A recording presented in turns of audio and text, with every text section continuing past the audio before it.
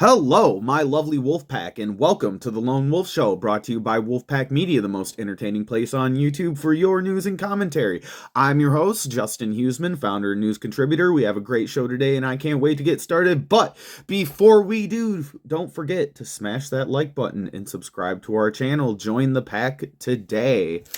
All right, so the breaking news today, 84% retaliatory tariffs from China, scheduled to begin April 10th. This is in response to President Trump's reciprocal tariffs, which went into effect around midnight last night. Now, I feel like we've been talking a lot about tariffs for the past 2 weeks. I feel like it's all I've been talking about, but this is the breaking news, and we're here to bring you the breaking news of the day every day, Monday through Friday. So, this is what it is. I wish I could do some more fun news or other things going on in the world, but I guess this is it for today. But we do have, if you guys want to go check out Wolfpack Reacts episode 9, starring our co-host Benai Huseman, go check that out. We picked up a story about the dire wolves, and I figured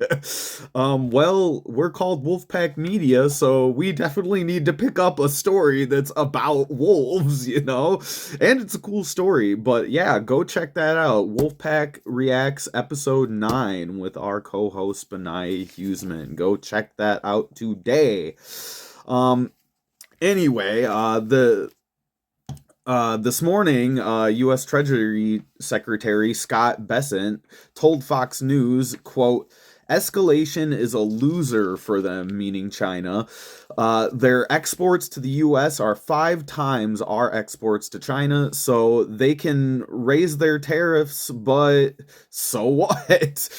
And I would have to agree with Secretary Bessent there, because I think this is kind of a necessary evil, in that China has said for years that they want to be the number one superpower in the world, and we probably shouldn't let that happen. And while the tariffs might hurt a little in the short term, the U.S. needs to keep holding the line on this, because it is a great thing that President Trump is doing to bring these other countries to the negotiating table, and sort of isolate China and keep the pressure on them. I've been saying for years, if God forbid we ever got into a war with China or any other of those BRICS nations for that matter, it wouldn't be very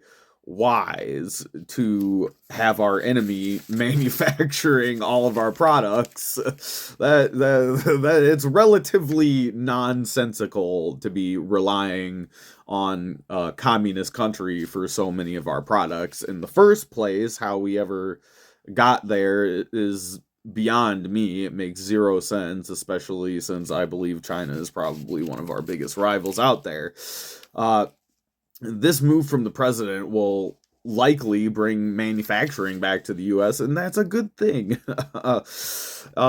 Anyways, before I get into too much of a rant on that, let's get into the news. But before we do, don't forget to smash the like button and share the show with your friends, and subscribe to our channel. We like subscribers. We've gotten a few more in the past week, and I'm loving it.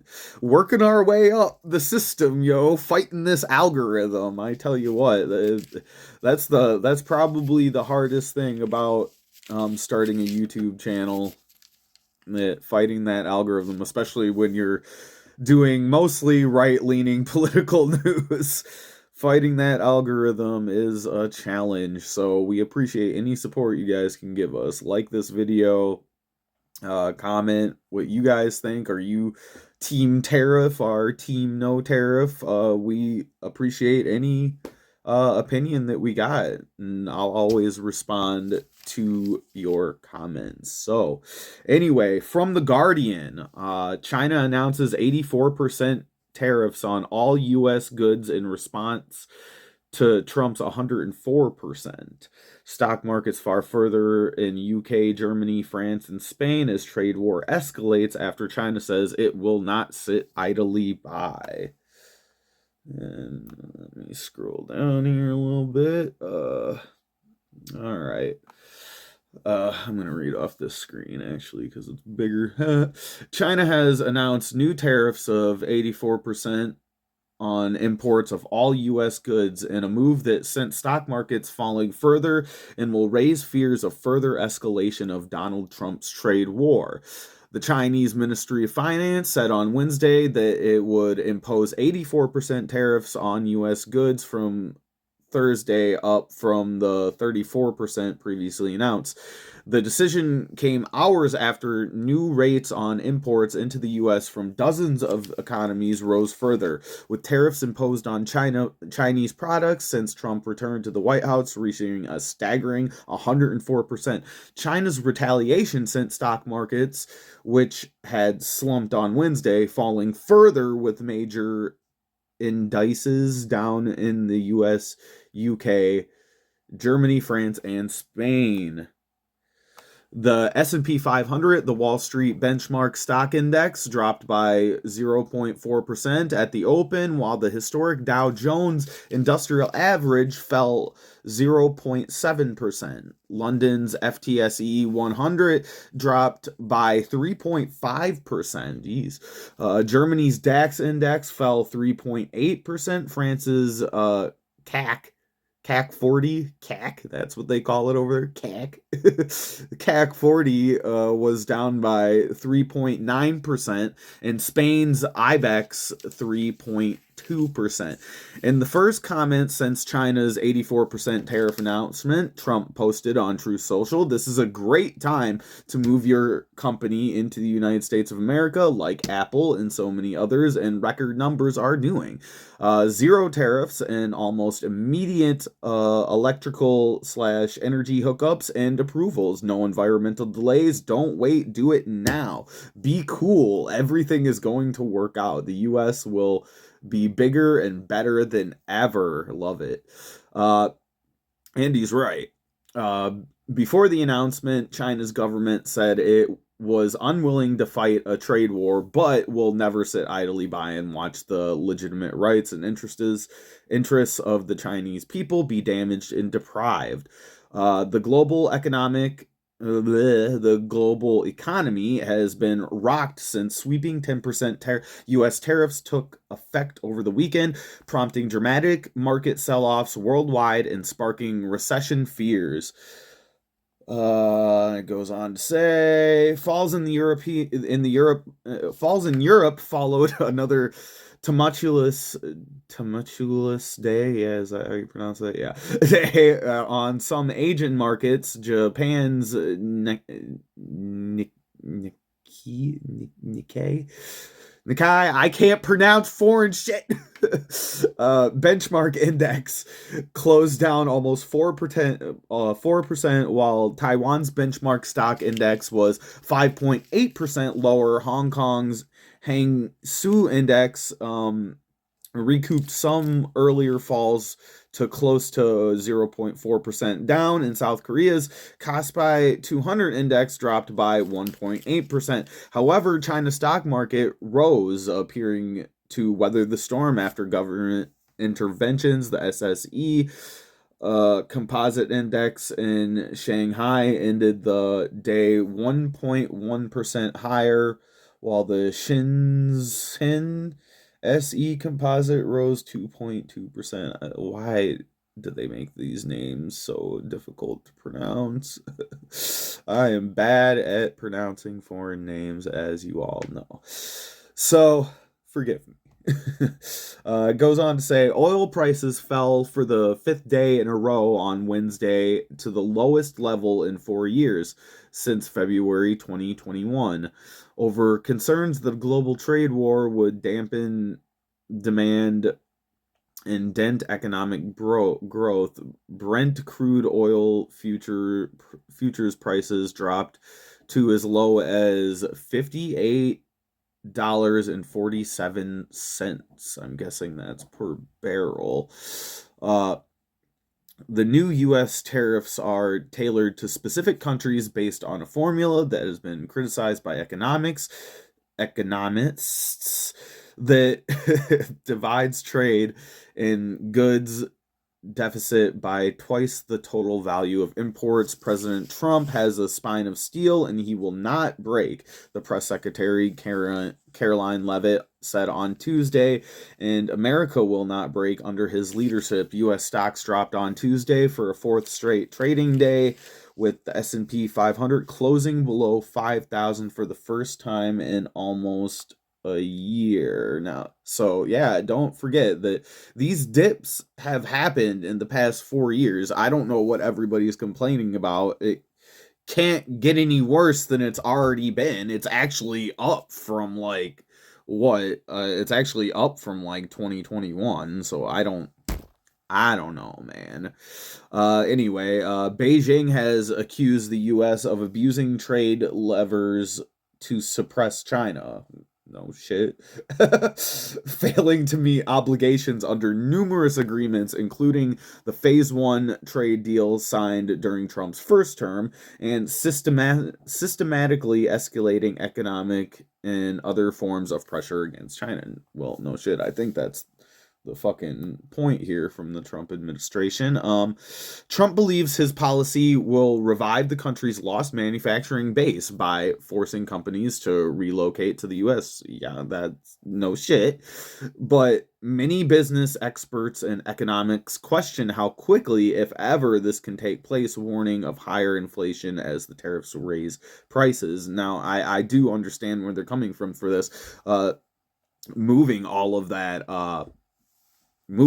that stuff to the US might take as long as 4 years. That's why time is of the essence. That's what they were saying this morning on Fox News.